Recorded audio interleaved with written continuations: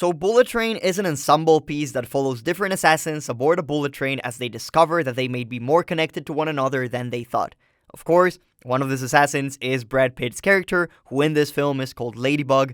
And, my general thoughts about this film is I thought this movie was really freaking great.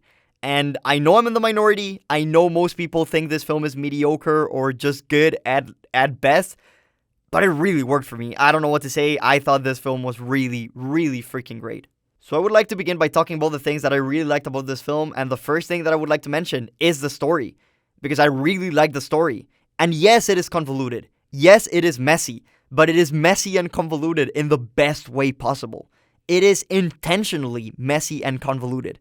Now, what do I mean by this? Okay, when I describe the story as convoluted, what I mean is that there is a lot going on in this film. For example, there are many different characters, each with their unique backstories, motivations, and goals. That's what I mean by convoluted. There's a lot going on. There are many different characters. There are many different motives. There are many different backstories.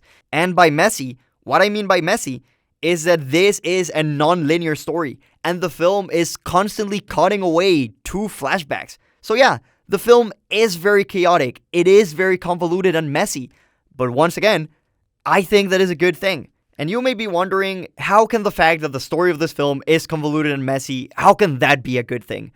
And the reason why I think it's a good thing is because this film is meant to feel like a spider web of connections. It is meant to feel like this intricate net of people where everyone is related. The best thing of this film, my favorite thing of Bullet Train, is seeing how all of these different characters are more connected to one another than they thought. And that is why I think it is crucial and essential that the film starts off so convoluted and so messy.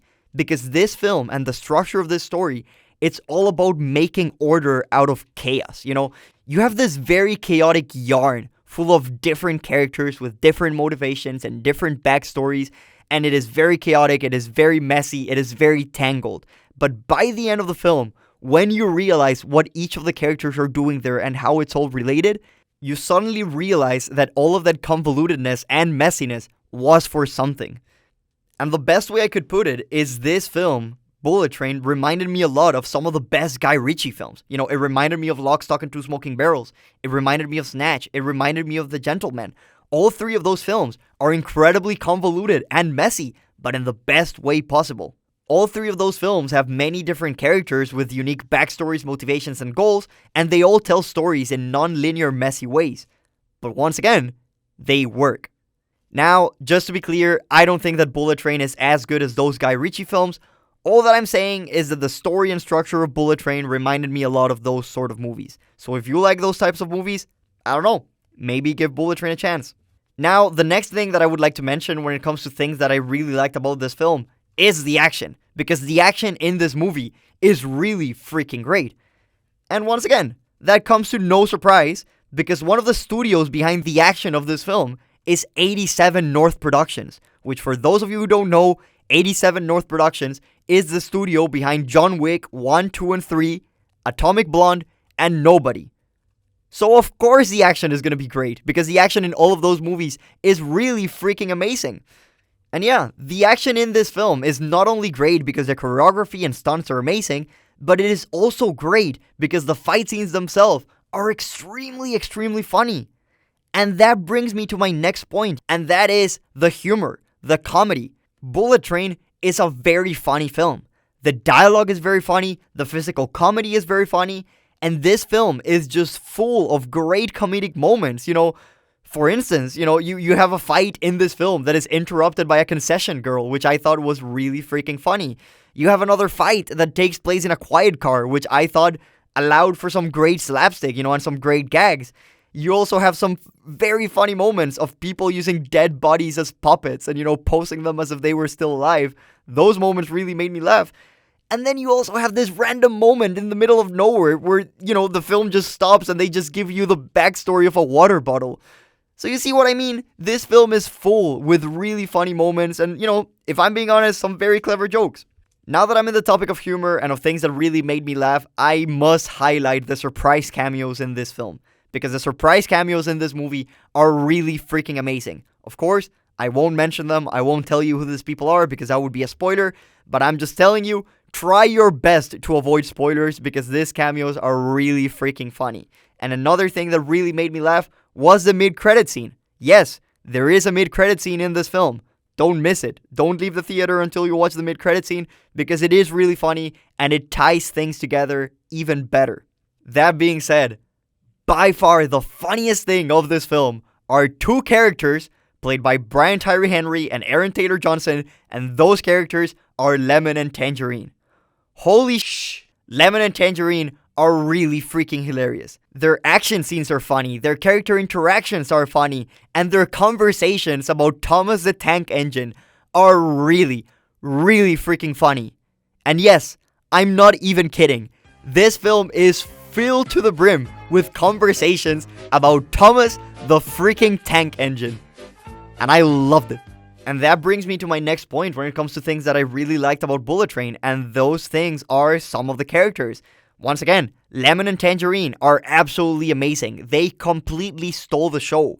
And what I love the most about these characters is just how fresh and original they feel. You know, these characters have so many unique quirks and unique little things that make them instantly memorable and yeah, very, very original. You know, these are quirks, such as the fact that these characters are called the Tweens, even though they look nothing alike. And also quirks, such as the fact that Lemon is completely, absolutely obsessed with Thomas the Tank Engine. That's amazing. That's comedy gold right there. So yeah, Lemon and Tangerine are really freaking great. And if I'm being honest, I could have seen an entire film focused just on them. That being said, Lemon and Tangerine are not the only great characters in this film. And of course, I have to mention Brad Pitt as Ladybug, because Brad Pitt killed it in this film. His action scenes were great, his comedy was great, his lines were great, his dialogue was great. And yeah, I think part of the reason why I really like Brad Pitt's character is because Brad Pitt is extremely likable. He oozes charisma, and if I'm being honest, every single one of his line deliveries was on point. So yeah, I liked Ladybug, I really freaking liked this character, and it really freaking worked. Hiroyuki Sanada as the Elder was another great character. You know, this character is an absolute badass, and every time that you saw him on screen, you knew that was about to go down. Also, Hiroyuki Sanada, there's a special quality about him, but he's always able to bring gravitas to any film he's in. I don't know what it is, but his performances and, you know, his line delivery, he always does it with such seriousness and such professionalism that, yeah, once again, it brings gravitas. It elevates the film, I guess. So yeah, I love Hiroyuki Sanada and I really like this character. And the last character that I would like to highlight is Michael Shannon as the White Death. I have to be completely honest, ever since I met Michael Shannon in 2019's Cartagena International Film Festival, I can't help but smile every time that I see him in a film. It's just inevitable. You know, I was watching Bullet Train, and there was Michael Shannon being a badass as the White Death, but meanwhile, in my head, all I could think about is, I shook his hand. Hell yeah. So yeah, Michael Shannon kills it. You know, even though I met him, and that makes me biased, Michael Shannon absolutely kills it, and he once again proves that he is really freaking great at playing imposing and menacing characters. Now, that is enough praise for Bullet Train. It is now time for me to talk about some of the mixed aspects of the film, some of the things that really didn't work that well for me. And, you know, one of my main complaints is that there are some characters that are just completely wasted. And if I'm being honest, the character that I think is wasted the most is Karen Fukuhara as the train concession girl. What an absolute waste of Karen Fukuhara. You know, for those of you who have seen The Boys, you are familiar with Karen Fukuhara's work, because Karen Fukuhara, she plays Kimiko in The Boys, and she absolutely kills it. You know, in The Boys, she demonstrates that she's extremely charismatic, that she's a great actress, but also that she can handle badass action scenes. So honestly, when I first started hearing of Bullet Train, when I saw the first trailer and when I saw the first poster, and I saw Karen Fukuhara as a concession girl, I instantly got very freaking excited. And yeah, I instantly assumed that she was going to end up being one of the assassins. You know, I thought she was going to be an assassin in disguise, you know, dressing up as a concession girl, but she was going to join the fight and she was going to have some badass action scenes. But no, she's really just a concession girl, and yeah, that was a bit disappointing because what a waste of Karen Fukuhara. Now, another character that I felt was a bit wasted was Sassy Beats and her character. I won't go into detail into who her character is because, I'm not going into spoilers. But yeah, if I'm being honest, I feel they could have done a lot more with Sassy Beats' character. I feel like, she was set up as, this very important piece that is bringing everyone together on this train. But she ends up not being that important, I guess. And yeah, it was just a bit disappointing how they dealt with that character. Now, the last character that I felt was a bit wasted in this film is Bad Bunny as the wolf. And don't get me wrong, he is great in all the scenes he's in. The problem is that he's not in that many scenes, if I'm being honest. And that is a problem because the film's advertisement has sold his character as if he was one of the most important characters in this film. There's literally an official poster for Bullet Train where he is the second biggest character apart from Brad Pitt. And that is a problem because he's barely in the film. So yeah, I felt like this character was a bit wasted. So those are all the characters that I felt were a bit wasted in this film, but there is one character that didn't quite work for me, if I'm being honest. And that character is Joey King as the Prince.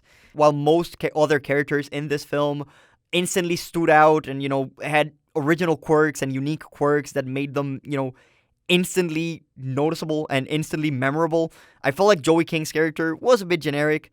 Apart from that, I thought her motivations and backstory were a bit iffy at best.